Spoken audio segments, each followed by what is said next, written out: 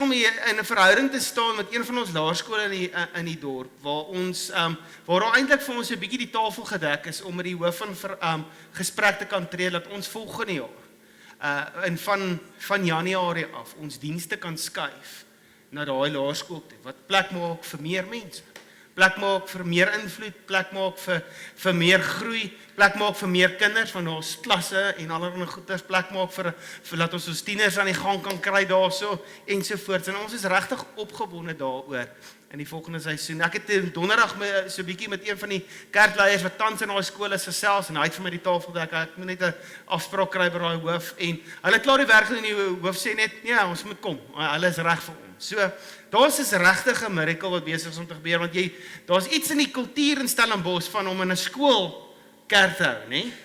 Maar daar's ook net soveel skole. So jy moet regtig sien hoe die Here net besig is om voor ons uit te loop. Verlede jaar toe ons besig was om vir 'n ander spasie te soek, het die Here vir my 'n woord gegee uit Jesaja 61 uit wat net gesê het, dit wat julle nou opgee, gaan ek vir julle teruggee, dubbel teruggee. En ek het net 'n belofte beleef van die Here wat net sê, hoor ek loop voor julle uit, ek's besig om 'n ander plan te maak vir jou. Moenie jy worry nie. En dit is waar ons opgewonde is in die volgende seisoen. So, ek kan net vir jou sê, jy is deel van iets wat die Here besig is om te groei. Jy is deel van iets wat regtig 'n impak gaan hê. En ek dink altyd dit is belangrik dat ons osself deeltyd sal gee om die vraag te vra, Here, wie nog moet deel wees van community? Wie het nog 'n spasie, plek nodig om te kan aanbid? Wie het nog 'n plek nodig soos daai jong man wat hier kom sit het en net gesê het, hoorie, hier het vir my net die platform geskep dat ek my hart kon oopmaak en mense het my kom bedien en dit het my lewe verander. En dit is waaroor hierdie gaan. Dit is ons gaan nie na 'n skool toe vir enige ander ding as net lewensverandering wat die Here wil kom bewerkstellig deur sy voertuig, die liggaam van Christus, om mense nader aan sy hart te trek. So wees saam met my opgewonde daaroor en bid, julle broers en susters, bid vir ons. Want daar's klomp goeders wat moet gebeur. Daar's 'n klomp dinge wat moet gebeur in dit en ek dink een van die dinge wat moet gebeur is dit gaan van ons verg dat ons spanne begin bou en ek wil vir jou nou al vra om so lank te begin bid daaroor en jouself te keer daarvoor. As ons net kyk na ons kinderbediening en dit wat ons graag daar wil doen en dit wat eintlik die behoefte is. Kyk ons omtrent dat ons so in totaliteit so 24 personeellede wil hê, wat nie elke Sondag dien daar nie. Ons wil 'n lekker span bou wat ouens en vrouens kan by my, ja, dit is mos nou 'n algemene groepsnaam, jy weet, soos 'n trop, jy praat van ouens, soos ouens, mense in 'n trop bokke, dat ons wil so 'n span vir van 24 mense, op die oomblik is daar 6 mense wat deel is van ons Kids Ministry team, wat elke week daar so is, en hulle al 6 werk nie almal gelyk nie, dit is 1 keer 'n maand, 2 ure wat 'n ou jouself bereidwillig maak om daar te gaan dien. As ek dink aan die setup van 'n skool soos daar is 'n paar hande wat moet inspring om dinge reg te maak, daar is, gelukkig gaan dit 'n semi-opgeslaande spasie wees, so ons gaan nie hoef klank en al agters op te sit nie, want kyk, as jy nou vir jouself 'n moeilikheid maak, dan moet jy elke week jou klank afval en weer opsit, want dit is weird, daar spring sulke demoontjies in daai kabels en dan crappy speakers en sulke tipe van goeder, so daarom nie daai goeders nie, maar as dit kom by die stoele setup en al daai goeders, ons gaan hande nodig hê om 'n koffiestasie aan die gang te kry, want ons gaan nie 'n spasie hê soos hierdie wat permanent gebruik word nie. Wat gebeur met hierdie spasie? Ons gaan hom hou, ons gaan deur die week ons worship aande, ons metamorfe wat volgende jaar hier sou gaan wees, ons studentebediening, ons selgroepe, al die opleidingsgeleenthede, ons gaan dit nog steeds doen in hierdie spasie, so hierdie gaan ons basis wees, basecamp, maar ons gaan so 'n bietjie gaan en sê, Here, ons staan in geloof om plek te maak vir meer mense, meer invloed, en bid saam met ons daarvoor, bid so vir jouself daarvoor, want jy is deel van hierdie ding, en vra vir die Here, wat is dit wat ek moet doen, wat is die rol wat ek moet speel in hierdie proses. So daar's net so 'n stukkie opgewondenheid en nog ietsie op jou gebedslysie, dat jy saam met ons die pad kan stap. Nou, iets wat vir ons belangrik is, Moras, kan jy dalk vir my die klikker bring? Ek het hom nou daar agter vergeet, sorry John. Ons het ons live center, ek wil graag hierdie net vir jou, by jou net die vlaggie waai.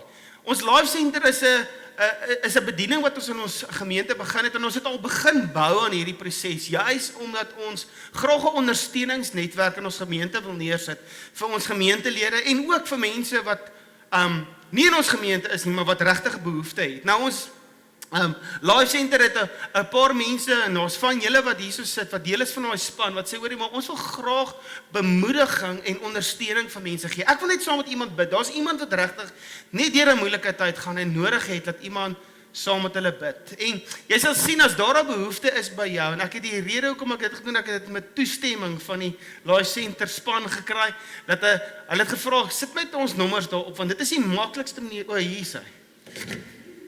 Wie het hom hier weggesteek? That's funny. Daai nommers is daar so dat as jy ooit 'n behoefte het, wat jy net sê, hoor jy, ek het regtig ondersteuning net nodig. Ek is oorweldig deur 'n situasie, ek het perspektief nodig. Daai span staan reg om nie net deur hulle en deur die bemoedigers saam met jou tyd te spandeer nie, maar ons het 'n netwerk van mense, beraders, sielkundiges, psigiaters, mense wat net kan help om die emosionele gesondheid van elke individu te kan help bou en te kultiveer in iets wat gesond kan wees. En ek wil jou regtig aanmoedig, as jy nodig het om 'n foto daarvan te neem, as jy nodig het om dit vir iemand aan te stuur, doen dit. Maar ons is regtig opgewonde oor hierdie stuk bediening wat net deur ons gemeente gaan uitvloei, want ek dink dit gaan 'n impak hê in ons gemeenskap. Dit gaan 'n impak kan hê in mense se lewens wat nie noodwendig hier saam met ons aanbid elke Sondag nie, maar wat 'n behoefte het, en dit is wat ons wil aanspreek op die einde van die dag. En ek is regtig so dankbaar vir daai span en dit wat hulle mee besig is om te doen. En al wat ek vir jou wil sê, ek is net 'n toeskouer van dit wat daai leiers, daai groep mense besig is om te doen. Hoe die Here besig is om hulle bediening los te maak deur hierdie stuk ding. Dit is net vir my incredible. Dit is vir my lekker om te kan toesien dat mense besig is om in te spring in hulle die passies en die drome en die roeping wat die Here vir hulle gegee het, uit te kan leef en te kan bewerkstellig. So, dit is exciting. So, daar's 'n bietjie stukkie visie dat jy net weet ons is op pad vorentoe, julle. Ons is nie net besig om lekker comfortable te raak hierso nie. En ons is in hierdie reeks en dit is juis hoekom ons besig is om vorentoe te gaan. Ons vra hierdie vraag: wat het ons wêreld nou nodig? En reg deur die reeks, as jy nou die eerste keer hierso instap, ons het in hierdie laaste paar weke gekuier rondom die reeks. Wat ons wêreld nou nodig het, is volwasse Christene, manne en vroue, ek en jy, wat volwasse is in Christus. Soos Efesiërs 4 vir ons sê, dat ons tot die volle potensiaal kan groei, soos dit wat in Christus is, dat ons die volheid van Christus kan uitleef, en dit is wat hy kom doen, deur sy gees, wat dit kom bewerkstellig in ons harte. En Paulus, wat gaan skryf het en gesê het, hoorie, ek wil net vir jou sê, hier is hoe dit lyk, hoe 'n volwasse Christen se lewe lyk. En hy gee vir ons, nie 'n to-do-lys nie, maar hy gee vir ons karaktereienskappe van 'n volwasse Christen. Iemand wat Jesus regtig genuine reflekteer. In die vrug van die Gees, Galasiërs 5, vers 22, en hy het vir ons hierdie lys gegee, nie van wat ons moet probeer om te doen nie, ons moet juis ophou probeer en toelaat dat die Heilige Gees dit kom bewerkstellig in ons harte, want niks van daai goeders kom natuurlik. Niks. En dan kan ek en jy nie trots wees op onsself en sê, "Jy, dis JT se vrug nie, dis die Gees, die vrug van die Gees, nie die vrug van JT op die einde van die dag. Dis iets wat die Here kom bewerkstellig in ons lewens. Maar 'n interessante ding, en om so 'n bietjie in die boodskap vandag in te klim, wil ek so 'n bietjie net 'n storie vertel. Het jy al agtergekom dat ons het 'n kulturele, ons is gefassineerd deur die oomblik wanneer iemand uitgevang is as hy stout was. Daai gotcha oomblik. Ek het toe ek gedink het aan daai gotcha oomblik, te dink ek, nou hier's 'n paar mense wat glad nie 'n klou gaan hê wat ek nou van praat nie. Jy's te jong. Maar die res van ons, nê, daar was mos in die oggende met goeiemôre Suid-Afrika, was daar altyd so vroeg in die oggend, net so voor 7, was daar 'n stekend prentjie van 'n haai en 'n katvis. Kan julle dit onthou? Ek kon nie wag om my ontbyt te kan eet en daai haai te kan kyk, en hy het mos altyd uit die water uitgespring en maak hy die ander diere skrik en sê, "Hek jou!" In die Engels, dis eintlik 'n Engelse storie, gotcha. Dit is asof daar 'n kulturele ding is om mense uit te vang, en ons is mal oor, ek meen, dit is wat nuus maak, dit is wat die trends maak, dit is wat clickbait is, het jy nou weer gehoor van hierdie ou, dan sien jy die opskrif van dit wat op sosiale media is, dan kyk jy die video en dan sien jy, dit het niks te doen met jou opskrif, dit wat daar na die video is, het niks te doen met die opskrif nie, dit is net clickbait, want mense soek Dit is asof dit in ons kultuur is, om die moeilikheid te gaan soek. Wie van julle ken hierdie ou? Scottie Scheffler, wêreld se nommer 1 golfer. Het julle geweet, hy is gearresteer vroeër in hierdie jaar? Wie van julle het die storie gehoor? Kom aan, sit jou hand op as jy van hierdie storie gehoor. Okay, meeste van ons, yes. Dit het uitgegaan dat hierdie ou was op pad na 'n toernooi toe, en met 'n stukkie confusion het hy gedink die polisieman sê vir my moet daar omry, en toe het hy hom eintlik afgetrek want daar was 'n ongeluk, en toe gaan hy om want hy moet nou gaan afslaan, hy moet nou gaan regmaak, hy moet in 'n toernooi besig wees. Hy word gearresteer en die hele wêreld weer af. Dit is die hele Twitter, Facebook, alles vol. En dan het mense gegaan, ek weet nie of jy die storie gevolg het nie, maar dit is vir my so half Scottie, jy's dan 'n Christen. Wat het jy nou gedoen? En hoe mense gaan het en begin het om sy geloof in twyfel te trek as gevolg van hierdie ding. Hulle gesê hy is eintlik nie so opregte, smart, lekker ou nie. Hy is eintlik nie so goeie Christen nie. Mense kom met 'n klomp beweringe teenoor hierdie ou as gevolg van die gotcha oomblik. Baie mense het daarvan geweet. Het jy geweet dat so 'n week en 'n half, 2 weke later, na ondersoek het hulle agtergekom dat die polisieman totaal al verkeerd opgetree het? En dat Scottie Scheffler besluit het om nie verder te gaan en hierdie ou hof toe te sleep en 'n moeilike storie van dit te maak, want hy het gesê dit het nou klaar gebeur. Hoeveel van julle weet daarvan? Hoeveel van julle het gelees dat dit in die nuus gebeur het? Dat dit in die nuus was? Nee, dit was nie. Niemand weet daarvan nie. Almal dink nog steeds wat nie die nuus volg nie, of wat verder in die storie ingaan nie, dink nog steeds, daai ou is 'n stouter. Hulle het blykbaar nou al sy fotootjies weggegaan, sy file toegemaak, verbrand, hy's nie eintlik nou meer 'n krimineel nie. Niemand weet daarvan nie, want dit is nie die gotcha oomblik nie. En in ons wêreld is daar hierdie kultuur. En ek sê vir jou nou, daai kultuur help nie ons wêreld nie. Ons wêreld het nie nog van dit nodig nie. Ons wêreld het nodig dat, soos wat ek nou gesê het, wat volgers het van Jesus, wat hom reflekteer in alles.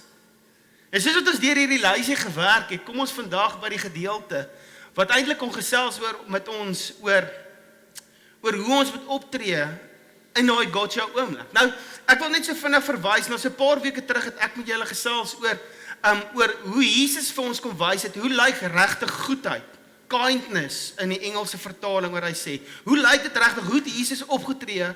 En ons sien hoe hy opgetree het, toe iemand gevang is, hulle het hulle gotcha moment gehad, die vrou wat in oorspel gevang is. Hulle het haar uitgevang, sy is in die publiek uitgesleep, en Jesus kom wys vir ons die verskil tussen goedheid en net nice wees. Daar's 'n verskil tussen die twee, dit staan in kontras met mekaar, want kindness sê, hoorie, ek gaan nie jou in die publiek uitsorteer en jou verneder nie, maar ek gaan nog steeds seker maak dat die waarheid by jou sal uitkom. Want niceness sê, ek gaan niks sê nie, ek gaan net smile and wave, soos die penguins doen. Smile and wave, boys. As ek eintlik nie saam met iemand stem nie, is ek net so bang om nie ietsie te sê nie, want nou is ek nie die nice een nie, nou loop die rumor van my op Twitter en al agters, daai ou is nie nice nie, mugshot, al agters, hy is nie so nice nie. As ons nice, en as ons nice is, dan klink dit asof ons sekere dinge goedkeur. Maar Jesus het vir ons die kontras tussen daai twee kom wys, het hy gesê, hoorie, maar waarheid, soos wat die Afrikaanse vertaling dit sê, goedheid, sê, hoorie, ek gaan na jou kyk as individu, ek gaan nie na jou sonde kyk, ek gaan nie na jou gotcha oomblik kyk en jou toelaat dat ek jou half net sien as gevolg van die gotcha oomblik nie.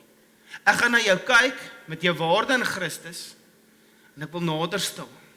En wat ek oor vandag gesels het eintlik baie te doen, nou te doen daarmee. Selfs in van ons vertaling sal jy baie keer die woord goedheid en die woord sagmoedigheid word vertaal na dieselfde woord, maar in die Grieks is dit twee verskillende woorde. Maar hulle is regtig naby aan mekaar en ons het nodig om te verstaan, want die uitloop van goedheid en die sagmoedigheid wat Paulus van praat. Hy sê, hoorie, ons het nodig om seker te maak dat ons verstaan wat is die verskil daar. Is interessant, wanneer Paulus vir ons skryf, hy maak hierdie lysie, hy het gesê, die vrug van die Gees is hierdie liefde, dit is hierdie lankmoedigheid, dit is hierdie vriendelikheid, dit is hierdie goedheid, dit is hierdie geduld, wat ons almal nodig het, en dit is so lekker om te hoor, Here, ek hoef nie te werk aan my geduld nie, U is besig. U is besig om dit te doen. Ek gaan net oorgee, want ek kan nie, ek is te ongeduldig, ek het al probeer, ek traai al die laaste 20 jaar, ek kry dit nie reg nie, maar U is besig om dit te kom doen in my lewe. En dan kom praat hy met ons oor die woordjie sagmoedigheid. Die vrug van die Gees is sagmoedigheid. Nou wat interessant is van dit, is dat aan die einde van hoofstuk 5, Galasiërs, dan sê hy, so julle wat dan deur die Gees gelei word, laat toe dat die Here, laat jou gedrag ook deur die Gees bepaal word. En dan begin hy in hoofstuk 6, dan is dit asof hy net aangaan, want hy het nie hoofstukke gehad, nie, dit is een brief, een gesprek wat hy het, en hy begin, en hy sê, broers, en hy sluit julle susters in, as iemand in een of ander sonde val. As iemand in een of ander sonde val, dit is asof hy kom aankondig en hy sê, hoorie, as jy jouself 'n volgeling noem van Jesus, gaan dit gebeur dat die mense om jou, ergens gaan daar 'n gotcha oomblik in iemand se lewe wees. Ergens gaan daar gebeur dat iemand in 'n sonde val, en hy is eintlik besig om hierdie storie te set up, dat hy eintlik vir ons kom sê, hoorie, maar jy het 'n rol om te speel in daai persoon se lewe. Nou, jy moet nie nou nice wees en net sê, okay, gaan sterkte, ek bid vir jou. Daai ou is besig met 'n klomp nonsens nie. Jy is op 'n plek waar jy sê, hoorie, maar as ek dan deur die Gees gelei word, as iemand in sonde val, het ek 'n rol om te speel. Nou kan ek net dink, daar's 'n paar godsdienstige tipe ouens wat dalk in daai crowd gesit het en gesê, yes, Paulus, nou praat jy my taal, as iemand val in sonde, dan sê hy so, wat moet ons doen? Wat moet ons doen? Hoe gaan ons hierdie ou nou uitsorteer? Hoe gaan ons nou wys? Jy sukkel nie met die Here nie. Hoe gaan ons nou vir hierdie ou op sy plek sit? Jy's besig om ons reputasie en gedrang te bring deur hierdie goeders. Ons gaan nou optree. En ons van ons wat smaal, en van ons wat so half bietjie, ek het dit al gesien. Ons van ons wat al beleef het, en dit is dalk met jou gebeur, of iemand naby jou wat jy beleef het, hoorie, ek het gedink 'n plek van Christene, waar hulle by mekaar kom, wanneer iemand in 'n sonde val, dan gaan dit 'n plek wees van genade. Maar ek het dit nie noodwendig beleef nie. Inteendeel, dit is eintlik nogals hard gewees. Ek het so 'n paar weke die storie vertel van 'n ou wat op 'n stage geroep is deur iemand, en hoe daai ou voor 'n hele paar duisend mense vir hom sê, jy's 'n stouter en ek moet jou nou piets. Dit het glad nie daai ou gehelp nie. En jy was dalk al aan die ontvangkant van dit. Dat jy gesien het hoe ek tog hierdie is 'n plek van genade, ek tog hierdie is 'n plek van herstel, maar toe op die einde van die dag draai dit uit, dat dit eintlik 'n plek van waar die persoon eintlik slegter af was na die tyd, as gevolg van die manier hoe die mense om hulle opgetree het, hoe die Christene om hulle opgetree het, want kom ons face dit net, ek en jy, ons kry dit nie altyd reg nie, partyke smash ons dit heeltemal, as dit kom by hoe ons eintlik wou optree, want ons raak emosioneel gelaai, en ons dink nie mooi wat ons doen nie. En is partykeer asof daar 'n godsdienstigheid mense hart oorneem, wat jy net sê, okay, reg of weg. Dis of reg of is weg, dis wit en swart in hierdie storie. En as gevolg van dit is dit, baie mense, baie van ons, is dalk op 'n plek gewees wat jy kerk eerder vermy het as gevolg van jou belewenis. Nie eers met jouself gebeur nie, maar dit het met iemand anders gebeur. Daar's mense wat eerder op 'n plek is wat te sê, hoorie, okay, so ek hoor daar staan in die Bybel, as daar sonde is in jou lewe, gaan na die broers en susters toe, laat hulle vir jou bid sodat jy kan genesing beleef. Ain't happening. En as dit daar goeders in jou lewe is wat jy eerder wil wegsteek, want sê nou net, daar's 'n mugshot van my by die kerk. Hey, het julle hierdie vrou gesien, hierdie ou gesien? Vermy hulle. Hulle selgroep maak toe. Dit veroorsaak die manier ons optree wanneer 'n broer of 'n suster val in 'n sonde. Veroorsaak of dat hulle oopmaak met hulle lewens, of heeltemal onttrek en dinge in die geheim hou. En ek weet nie of jy al ooit, en ek gebruik altyd hierdie voorbeeld, maar toe ek in standaard 3 was, het ons in biologie geleer oor mif, fungi. Daai goedjies met al sy spore en so aan, en dan het die juffrou gesê, "Right, vat nou 'n stukkie brood." En dan maak jy hom nat, dan sit jy hom in 'n bakkie, maak die bakkie toe en bær hom in 'n donker kas. En check daai broodjie oor 3 dae. Dan is daar nie meer brood oor nie, dis net so 'n swart storie mif wat om daai broodjie gegroei word. En dit is asof dit gebeur met mense wat hulle sê, "Hoorie, ek tog hierdie is 'n plek van genade, maar ek sien duidelik nie genade nie. So ek gaan eerder hierdie dinge in die donker hou." En dan groei daai dinge in hulle lewens. Dit wat gebeur het, 'n situasie, een of ander sonde wat hulle ingeval het, raak so 'n groot stuk mif in hulle lewens dat dit op die einde van die dag amper hulle identiteit raak. En ons wil net nie daarmee uitkom. Die waarheid is, baie van ons was al in die ontvangkant van dit, maar ons is ook al in die uitdeelkant van dit, waar ons nie baie genade gehad het, en baie deernis gehad het vir iemand wat in jou lewe, in jou omgewing droog gemaak het. Dit is asof jy gesien het, right, okay, dit is seker hoe mense die dinge uitsorteer, en nou gaan ons en ons sorteer die dinge op daai manier uit. Gegewe die manier hoe jy dit al beleef het, of dalk self gedoen het, is die interpretasie dalk dat Paulus se intensie met hierdie was, is dat mense sal uitsorteer, want dit is wat jy beleef het. Maar dit is glad nie sy intensie gewees nie. Hy sê, dis nie hoe ons werk, hy sê, as iemand in 'n sonde val, moet julle, wat julle deur die Gees laat lei, so iemand in 'n gees van sagmoedigheid reghelp. Dis die volheid daarvan. Dit is asof mense vashak by as hulle in sonde val, right, siep so braaibout, drive braai tipe van storie. En hier kom hy en hy sê, nee, julle wat deur die Gees, julle self deur die Gees laat lei, julle moet so iemand met sagmoedigheid reghelp. Wanneer iemand in 'n sonde vasgeval is, wanneer iemand dalk ontbloot word, moet julle, wat deur die Gees gelei word, hulle sagkens herstel. Dis basies waar Paulus vir ons kom sê, hoorie, ons is veronderstel om in 'n restaurasie besigheid te wees. Want as iemand in sonde val, daar's 'n rol wat jy het om te speel.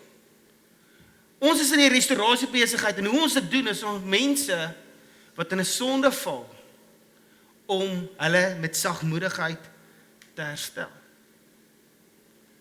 Ek weet nie of jy al ooit 'n totaal en alle dilapidated huis gesien het. En dan ry jy daarby verby, dan dink jy vir jouself, wie se huis is daai? Nou ek moet vir jou sê, ek het al verby 'n paar plekke gelyk, dan dink ek by myself, hoe is hierdie plek in die mark vir daai prys? Val die instellies. Ek en Marilet was nou op 'n mission gewees. Ons het beleef, die Here sê vir ons 2 jaar terug, ons het begin, ons dinge is so belyn dat ons Stellenbosch toe moet trek. Ons bly tans in Somerset West. Dit is 'n soft landing vir ons om uit Gauteng uit Kaap te kom en 'n huis te kry, want die prysverskil is anders. En ek dink dit is 'n soft landing dat ons daar is, en hoe so het ons deur hierdie journey gegaan. Ek moet vir julle sê, dit was 'n storie vir ons. Ons het op 5 huise 'n aanbod ingesit, waarvan 4 van hulle net vir ons gesê het, ja, dan kry jy 'n prokureursbrief, hulle sê, jy's in. Baie geluk met jou huis. En dan 2 weke later, jy het 72 uur, ons het 'n kontantkoper, so jy kan vinnig spring. Dan sê ons soos, hoe verkoop jy 'n huis in 72 uur? Wys vir my. En dat ek net dadelik reply, ag, baie dankie vir die geleentheid, maar ons gaan julle tyd mors, bless julle. 5 keer. Nou kom ons op 'n stadium by 'n plek hier so in Stellenbosch. En daai huis lyk ietsie soos dit. vir 'n astronomiese bedrag. Ek is net so, ek sê vir haar agent, is jy mal? Is hierdie mense mal? Ek weet, mens kan nie eers in daai huis intrek en bietjie daar bly nie. Jy gaan, ek beloof vir jou, daar's goggas in daai mat en hulle gaan jou hier uitdra. Marilet raak so opgewonde oor daai huis. Jy kan nie glo nie.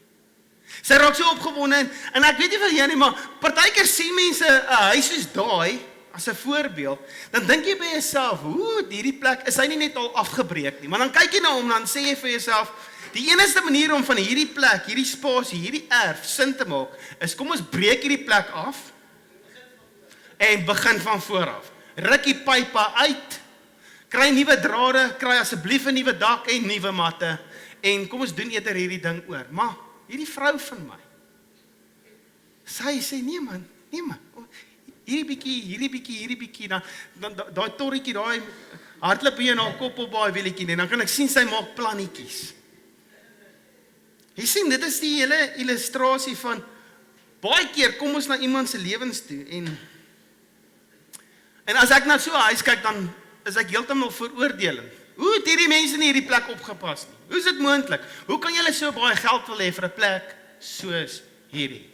Breek hom af, bou hom oor en dan praat julle weer met my. Dis daai tipe van effek. En ek moet vir julle sê, dis makliker. Dis nie maklik om 'n huis te bou, glo my. Dis nie lekker. Maar dit is amper makliker om daai plek net af te breek, 'n QS te kry wat vir jou kom help en oor te begin. Dis al makliker.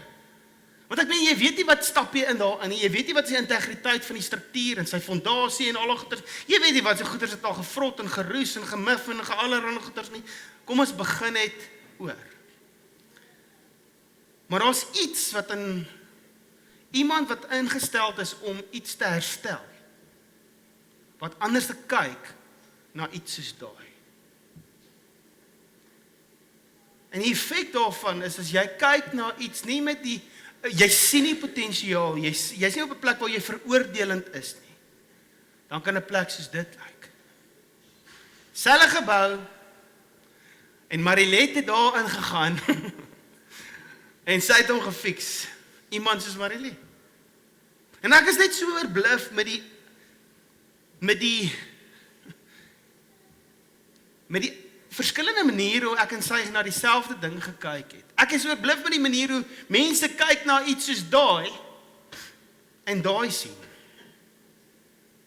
Hoe hulle gaan van daai af. Ek meen, hoe baie effort was dit nie om daai plek reg te kry en om dan so te laat lyk. Incredible story. Maar hier is die ding. Daai verg toewyding. Daai verg tyd.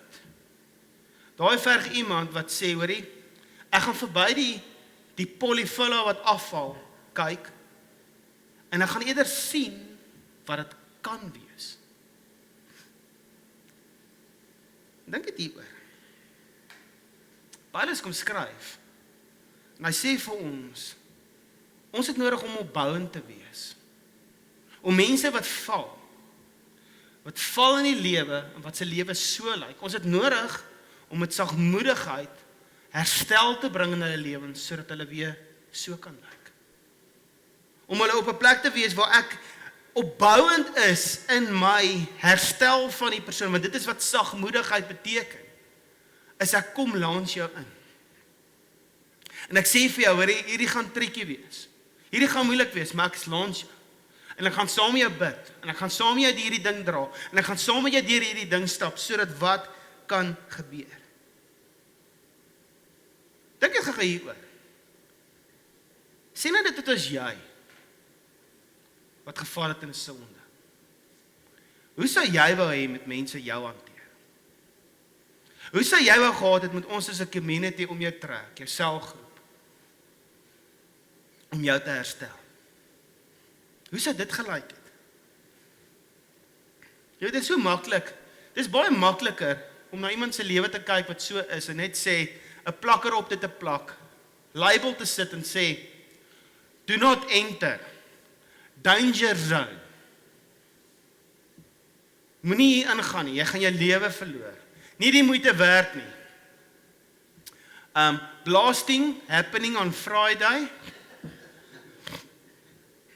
En so maklik dat ons na mense se lewens kyk en amper op 'n plek is wat ons sê, hoor jy, dis makliker om eerder net 'n sticker op te sit en mense te oordeel.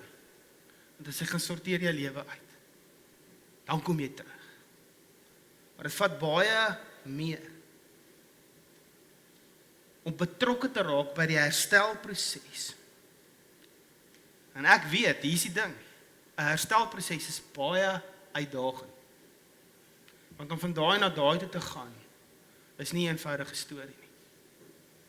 Maar dit is deel van die roeping van my en jou lewens, is om op 'n plek te wees waar ons sê, Here, kom wys vir my die potensiaal van die individu, sodat ek dit kan sien, en dat ek saam met U kan werk. Want ek en jy, wat deur die Gees gelei word, hoe doen ons dit? Wat vir my so interessant is, Stephen Covey het mos 'n lekker boek geskryf, The 7 Habits of Highly Effective People. As jy dit nog gelees het nie, is absoluut die moeite werd. En in die tweede habit wat hy van praat hy daaroor, van begin with the end in mind.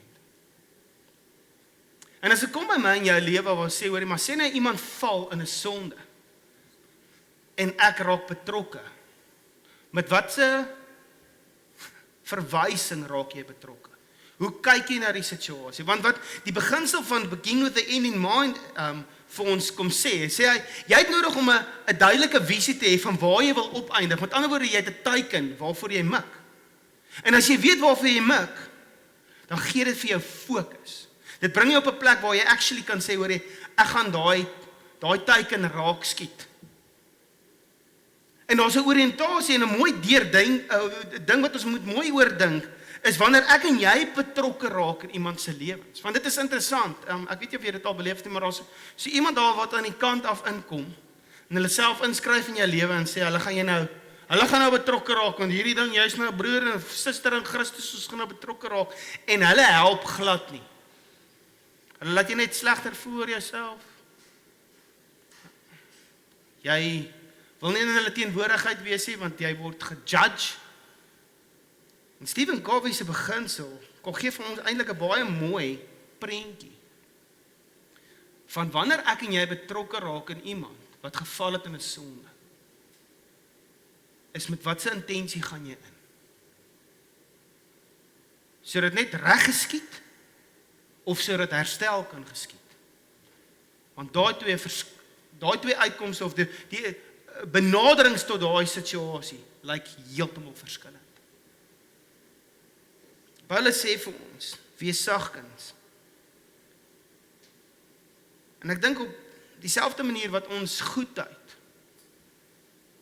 verwar met nice wees, dink ek raak ons de mekaar met wanneer ons praat oor die woordjie sagmoedigheid, dat dit beteken, jy's swak. Om sagmoedig in te gaan en sê, wys jy is swak, jy kan nie opstaan vir dit wat reg is op die einde van die dag. Dis 'n gebrek. En hier is die ding. Die gebrek aan krag is swakheid. Maar ek het nou al met my kindertjies gestoei. Nou, paas, julle sal nou weet, nee, waar jou kindertjies klein is, soos met myne nou is, dan hulle love het om ons nou jou te stoei, te skram, te druk, hulle wil jou wen. En dan tap jy maar uit, dat hulle wen, en al die goedjies. Nou so 'n paar jaar terug, nou stoei ek met die kinders, en dan kom hulle daar aan, en dan oorweldig hulle my, en dan ergens, dan staan jy net op, en dan giggel hulle self simpel, want hulle kan nie glo, hulle pa tel hulle altyd op, en hy rol hulle nie, nee? En dan het ek nou baie mooi gaan, dan sê ek, dan werk ek sommer so 'n bietjie rof met hulle, dan gooi ek op die bed daar so, dat hy die bed so skuif, en die ander enetjie dank ek daar, en hulle giggel, en al die goedjies gaan aan, tot ek eendag vir Jaco gekry het, wat hy dieselfde met sy sussie doen. En ek stop hom, ek sê, wat doen jy? Hy sê, maar papa speel so met ons. Sy sê, ja, ek weet, maar ek doen dit versigtig. Laat sy nie haar kop kap nie, en laat sy nie matbrand het op haar knie nie. Jy sien, wanneer jy krag het, dan weet jy hoe om daai krag te beheer. Hoe om saggies te werk. As Jaco nie die krag gehad het om sy sussie op te tel en haar te chak nie, Dan het ek nie nodig gehad om hom te coach nie. Dat ek nie nodig gehad om hom te sê, werk saggies met hierdie girltjie nie. Hierso hy eintlik met haar moet werk. Ja, pappa doen dit so, maar onthou, hierso dit werk. Okay. En toe het hy ophou om sy sussie so te gooi. Sy doen dit nou met hom, maar as julle my dogtertjie ken, sê julle verstaan. As hy nie sterker was as sy nie, het ek nie nodig gehad om vir hom te sê, hy werk saggies nie. Wat beteken? As Paulus na ons toe kom en hy sê, werk saggies met die mense wat val in sonde, sê hy vir jou, daar's krag in jou. Daar's krag om te maak of te breek. En jy moet kies hoe jy jou krag gaan gebruik. Daar's 'n posisie wat jy ingeplaas word, waar jy krag het, en hoe gaan jy daai krag wat jy ontvang, gaan jy dit gebruik? Gaan jy dit gebruik vir daai persoon om hulle te herstel? Of hulle te verneder? En dit is 'n belangrike vraag wat ons onsself moet vra. Paulus waarsku ons, hy sê, as iemand val in 'n sonde, moet julle wat deur die Gees gelei word, so iemand in die gees van sagmoedigheid help, reg. Want jy het 'n posisie van krag. Maar dan kom hy met hierdie waarskuwing en hy sê, en pas op, jy kan self ook in versoeking kom. Nou, mens kan daai stukkie so lees dat jy dink, okay, as ek nou betrokke raak in hierdie persoon se lewe en in die proses van herstel, moet ek versigtig wees, want ek kan dalk ingesuig word in daai sonde. Maar kom ons kyk net na 'n ander angle na hierdie. Wat Paulus eintlik besig is om te sê, jy moet versigtig wees. Want jy kan dalk die volgende een wees wat val. En hoe sou jy wil herstel word? Hoe gaan dit lyk as jy val en iemand kom langs jou in? Hoe wil jy hê moet hulle met jou werk? Want op hierdie oomblik is jy die vanger, jy vang die persoon wat val. Eendag van 'n tyd gaan jy gevang word. Nodig jy dat iemand jou vang. En hoe gaan dit lyk? Hoe wil jy gevang word? Hoe hoop jy lyk jou gotcha oomblik in jou lewe? Dis eintlik wat hy daar vir ons vra. En dit is interessant, net hierdie een versie wat eintlik 'n klomp vrae by ons kom losmaak en dan self die vraag wil laat vra ons om dit reëel te maak.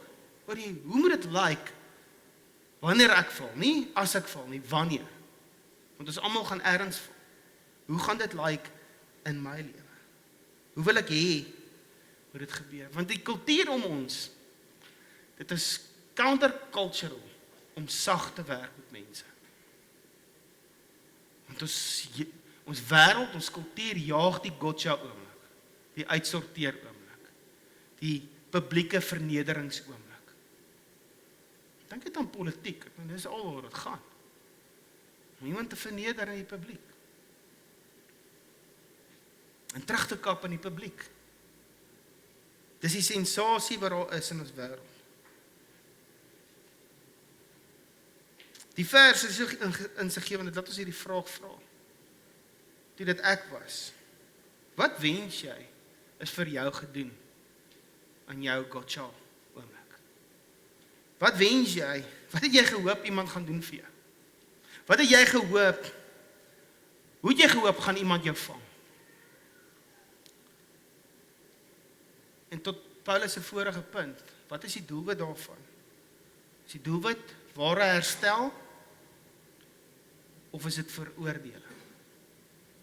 Is dit 'n huis wat uitmekaar uitval en ons moet hom plat stoot? Of sien ons die potensiaal en ons sê, hier kan herstel gebeur. En daar kan nuwe lewe gebeur in hierdie mense lewe. Is dit om iemand anders af te druk dalk? Sodat niemand aandag gee aan jou lewe? Is dit om 'n spektakel te maak van iemand anders se lewe sodat die aandag op hulle is, sodat jy nie dalk ontbloot word? Dit is interessant, dit het natuurlik partykeer met ons gebeur, en die Heilige Gees in die woord kom en hy sê, sal jy toelaat dat ek jou guide in daai oomblik? Sal jy toelaat dat, ja, daar is 'n klomp moeilike dinge om te navigate in hierdie situasie, maar sal jy toegewyd wees tot my, ek is jou Vader, sal jy toegewyd wees tot my Gees, en my wysheid soek om herstel te bring tot hierdie mense lewe. Want dit is wat ons wêreld nodig het. 'n Community van mense wat bereid is om enige iemand, van enige plek af, met hulle die pad te stap, al is dit hoe moeilik, en om hulle te herstel. Ons wêreld het nie nog gotcha oomblikke nodig nie, daar's genoeg. Maar imagine net hoe dit gaan lyk as daar net hierdie 60 mense en die volgende 60 mense en die 80 studente van vanaand, 200 mense in hierdie dorp begin opstaan en sê ek gaan ophou om daai kultuur te ondersteun en ek gaan eerder naby my pelle kom staan en sê, "Hi, kom ons stap die pad, let's fix this." Wat op 'n plek is wat sê, "Hey, by my werk, in my vriendekring, waarvoor wil ons bekend staan? Waarvoor wil jy bekend staan? Wat gaan jou storie wees? Jou vriendekring, die reputasie van jou vriendekring, die reputasie van ons as gemeente, die reputasie van Christene, wat gaan dit wees? Want ons wêreld het nie nog van daai negativiteit nodig nie. Ons wêreld het Christene nodig, wat gelei word deur die Heilige Gees, wat met sagmoedigheid die mense om hulle herstel. So, kom ons gaan 'n bietjie dieper, en hiermee wil ek afsluit. Een van die ouens al nou asem, ek gaan ons nou in deel 2 in. Wie is daar in jou lewe wat met sagmoedigheid moet herstel word? Wie is daar waar die Here net, jy hoef nie eers vir die Here te gaan vra, Here, wys my wie dit is nie. Dit is so hier voor jou. Maar dit is asof daar iets is wat jou breek, want dit voel vir jou, enigste verwysing wat jy het, is jy moet ingaan en bulldoze. En hier kom die Here en hy sê, kom sit by my tafel, en kom ons chat 'n bietjie oor hoe hierdie lyk. Hoe lyk sagmoedigheid? Wie moet herstel word in jou lewe, en jy weet, die Here roep jou om daai rol te gaan speel. En jy weet, dit gaan lank vat, dit gaan baie gebed vat, baie roomys vat, to calm your nerves. Maar wie is daai mens? En die feit dat jy aan hulle dink, is 10 teenoor 1, die Heilige Gees wat vir jou sê, ek het jou geroep tot daai situasie. Ek het jou geroep tot daai situasie. Sal jy gaan herstel? So 'n bietjie op 'n dieper vlak. Het jy dalk nodig dat iemand jou vang? As jy op 'n plek, wat jy weet, oh man, as ek nou val ek myself mors dood. En ek het nodig dat iemand my vang. Miskien het jy nodig om met ons life center te gesels en net sê, hey, ek het nodig om met iemand te praat. Ek het nodig dat iemand my saam met my bid. Ek het perspektief nodig, want ek is op 'n plek waar ek besig is. Ek het nodig dat iemand my vang. Miskien is jy op jou plek en die Heilige Gees druk dit op jou hart om te sê, hey, ek moet nou ophou om hierdie bakkie van my lewe weg te bære in 'n donker kas waar die mif kan groei. Ek het nodig om uit te kom. En as jy slegte ervarings gehad het, ek is regtig namens daai ander mens wat dit aan jou gedoen het, ek is jammer. Dit is maar een van die dinge van ons mensdom. Ons maak maar gemors. Ons maak maar groot gemors van geklomp dinge. Maar sal jy die Here vertrou? Om te sê, ek Here, stuur die regte mense op my pad. Ek het nodig dat iemand my vang, want anders gaan ek my lewe verloor. En dit is waar ek wil stop. En toe laat dat die Here met jou hart werk. In hierdie volgende tyd. Ons gaan volgende week hierdie reeks afsluit en ons gaan praat oor selfbeheersing. Ek weet nie van jou nie, maar ek het daai enetjie nodig. So, ek wil vir jou bid. So Vader, dankie. Dankie dat U hierdie gedeelte aan Galasiërs vir ons so spreekwoordelik, eintlik duidelik is van dit wat U wil hê ons moet doen. Elkeen van ons het 'n ervaring ergens waar iemand nie met ons sagkens gewerk het.